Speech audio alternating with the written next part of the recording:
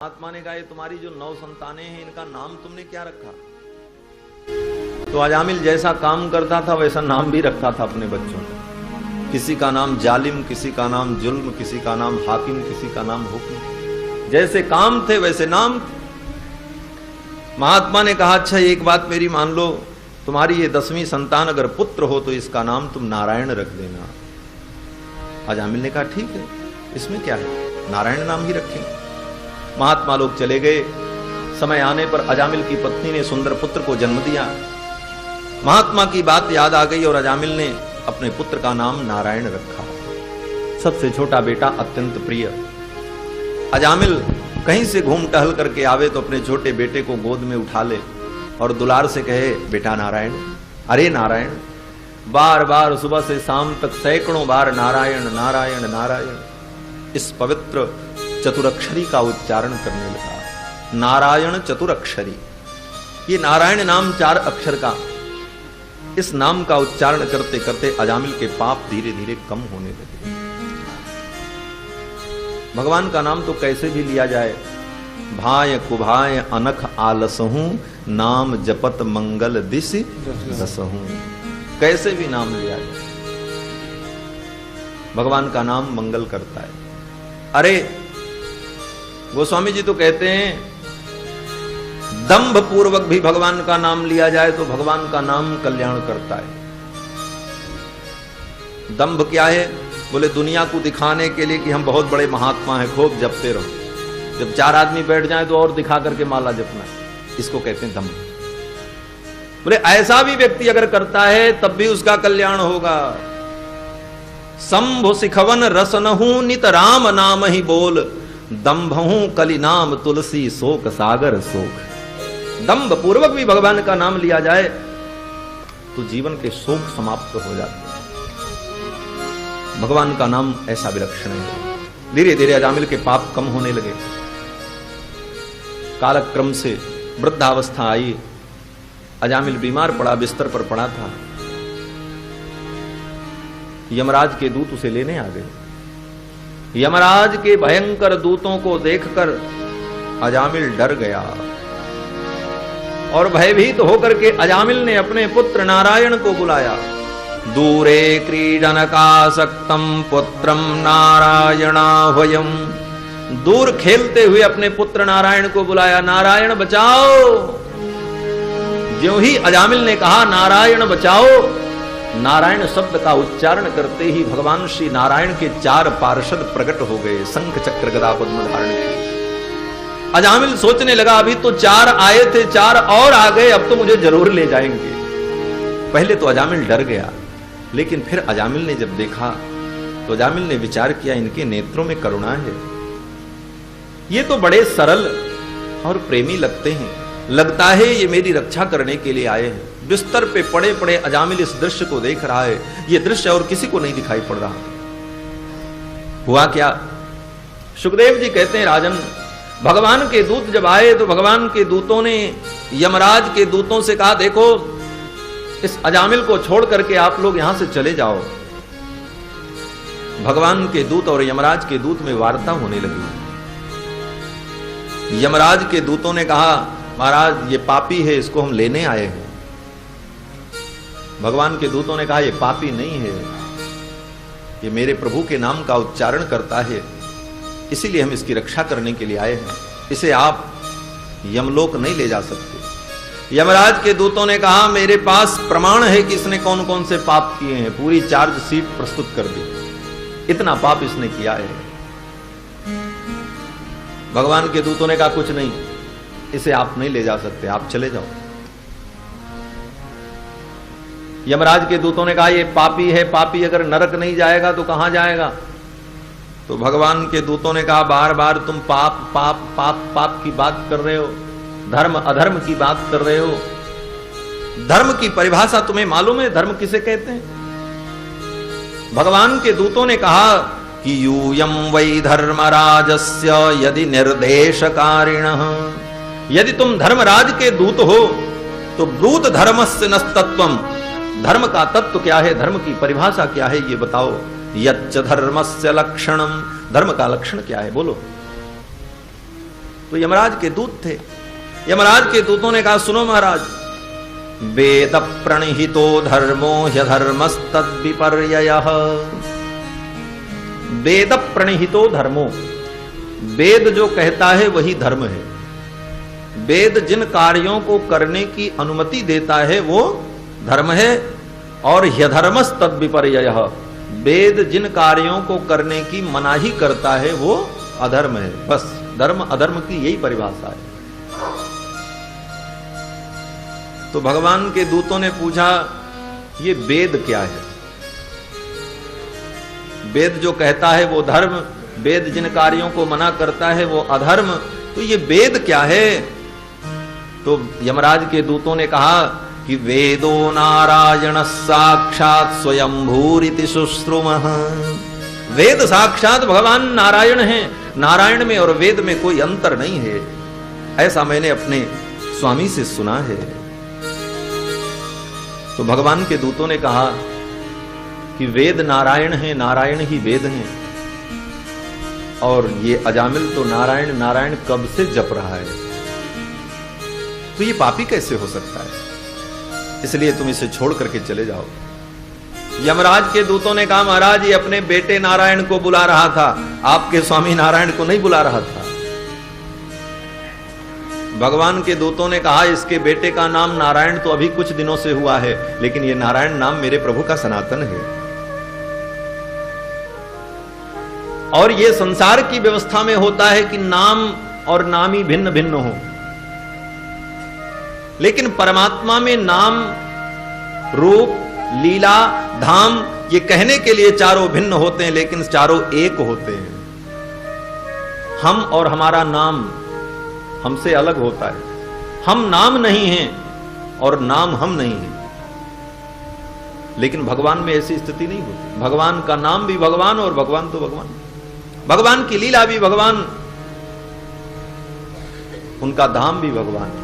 नाम रूप लीला धाम ये चारों भगवत स्वरूप हैं। रामस्य नाम रूपम च लीला धाम परात्परम एतच्चतुष्टयम नित्यम सच्चिदानंद विग्रहम।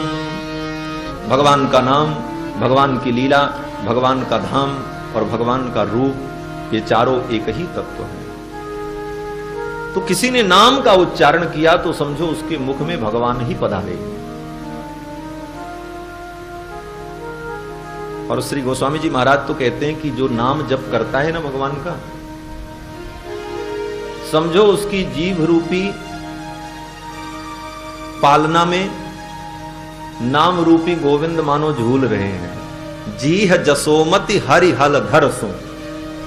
जीह जसोमति, जैसे जसोमति मैया अपने लाला को पालना में घाल करके झुलाती है, उसी प्रकार भक्त अपने जीभ रूपी पालने पर नाम रूपी भगवान को झुलाता रहता है। जीह जसोमति हरि हल धर सो। तो नाम ही भगवान है। इसीलिए भक्त लोग जयकारा बोलते हैं तो कहते हैं ना, श्री सीताराम नाम भगवान की, श्री सीताराम नाम महाराज की। नाम महाराज, नाम भी भगवान है। दूतों ने जब इस प्रकार कहा तो यमराज के दूत लौट करके चले गए। उनको समझ में नहीं आया। दूतों ने कहा, चलो अब चल करके अपने स्वामी से पूछते हैं। यमराज के दूत आए और आकर के यमराज के सामने अपना कागज पत्र रख दिया। यमराज ने पूछा, क्या बात है? दूतों ने कहा, आपन तेज समारोह आपे, अब हमसे कुछ नहीं होने वाला है। बोले क्यों? बोले महाराज जब दो संविधान लागू होगा तो हम क्या करें? बोले क्या बात है, बात तो बताओ। दूतों ने कहा, महाराज आपका कानून अलग है और एक कानून अलग है, किस कानून की बात हम माने? बोले हुआ क्या? दूतों ने सारा वृत्तांत बताया। यमराज समझ गए। यमराज भगवान के परम भक्त हैं। यमराज ने कहा, देखो इस रहस्य को तुम नहीं समझ पाओगे। ये वैष्णव धर्म है, ये भागवत धर्म है, भगवत भक्ति की महिमा है। इस रहस्य को हम 12 लोग ही जानते हैं। ये 12 लोग कौन हैं? भगवान के परम भक्त हैं। यमराज ने 12 लोगों का नाम बताया। यमराज कहते हैं, दूतों हम 12 लोग ही इस भागवत धर्म को, भक्त भक्ति की महिमा को, इसके रहस्य को जानते हैं। ये 12 लोग कौन कौन हैं? बोले स्वयंभू नारद शंभु कुमार कपिलो मनु प्रहलादो जनको भीष्मो बलिर्वैयासिकिर्वयम् द्वादशैते विजानीमो धर्मं भागवतं भटाः। हम 12 लोग भागवत धर्म के भट्ट हैं। भट्ट माने इस धर्म को खूब अच्छी तरह से जानने वाले। ये 12 लोगों में स्वयंभू ब्रह्मा जी महाराज, नारद जी, शंभु भगवान शिव, कुमारक कपिलो मनु सनत कुमार भगवान कपिल, मनु जी महाराज जिनकी कथा आपने श्रवण की, प्रहलादो जनको भीष्मो श्री प्रहलाद जी, श्री जनक जी महाराज और भीष्म पितामह, बलिर राजा बलि, वैयासिकी ही वेद व्यास जी के पुत्र सुखदेव, और वयम यमराज कहते हैं मैं, अपने आप को अंत में बताया। ये 12 लोग ही भागवत धर्म के वेदता हैं। ये 12 महाभागवत हैं, 12 महाभागवत हैं। यमराज ने कहा इस चक्कर में तुम मत पड़ो, तुमको ये सारी बातें समझ में नहीं आएंगी।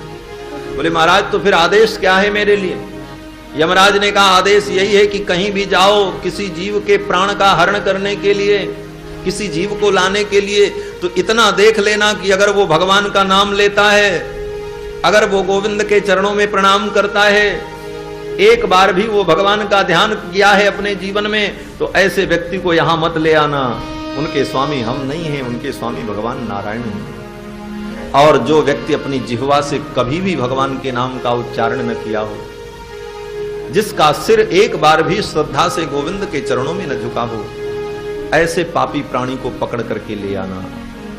यमराज अपने दूतों को उपदेश देते हैं कि जिह्वा न वक्त्रि भगवत गुण नाम ध्येयम चेतश्च न स्मरति तच्चरणारविंदम कृष्णाय नो नमति अच्छिर एकदापि तानानयध्वमसतो कृत विष्णु कृत्यान।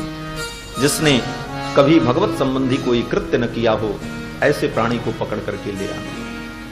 यमराज ने अपने दूतों को समझाया।